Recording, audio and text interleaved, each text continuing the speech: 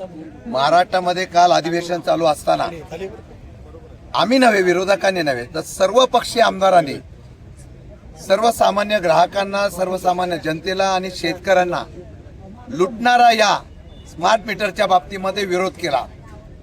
सर्व पक्षीय आमदारांनी विरोध केल्यानंतर सुद्धा सरकार या असलेल्या स्मार्ट मीटरच्या बाबतीमधली सक्ती करत आहे। खरं म्हणतात इथं संशय आहे, काही कंपन्यांच्या हितासाठी हे स्मार्ट मीटरच्या बाबतीमधला हा प्रोग्राम लागलाय। प्रत्येकांना टार्गेट दिलेला आहे आणि ते टार्गेट त्यांनी अधिकाऱ्यांनी पूर्णच केलं पाहिजे अशा प्रकारची सक्ती केली झाली। गावागावात विरोध होतोय, शहरात विरोध होतोय, तरी सुद्धा जबरदस्ती आपण ह्या असलेल्या संदर्भामध्ये हा निर्णय लादण्याचा प्रयत्न एमएससीबीचे अधिकारी करतायत। त्यांना विचारलं ते सांगतात आम्हाला वरून आदेश आहे, आम्हाला काही करून करायला लागेल। लोकांच्या मनामध्ये जी शंका आहे ते दूर करण्याचा प्रयत्न सरकार करायला अपयशी ठरलेला आहे।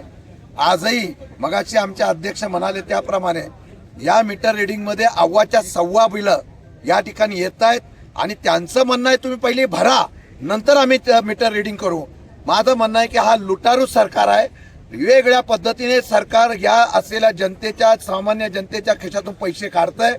आज पैसा नसेल तर मीटर 2-3 महिन्यांनी आम्ही बिल भरू शकत होतो।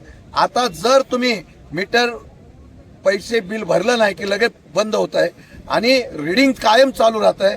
ज्यांना 3000 बिल येत होतं ते आता मी बिल 15,000 20,000 जायला लागलेलं आहे। प्रचंड लोकांचा विरोध आहे, गावागावामध्ये विरोध होतोय, अधिकाऱ्यांना विरोध करतायत, तरी सुद्धा सरकार हे लादण्याचा प्रयत्न करत आहे। राष्ट्रवादी शरद पवार पक्षाच्या वतीने आम्ही हा सुरुवात केलेली आहे आणि ह्या जनतेचा आवाज हा उठवण्याचा आम्ही प्रयत्न करू। या जिल्ह्यामध्ये जबरदस्ती स्मार्ट मीटर लावण्याचा प्रयत्न केला तर अधिकाऱ्यांना सुद्धा त्यांची जागा दाखवा हा इशारा देण्यासाठी आम्ही आलेलो आहोत।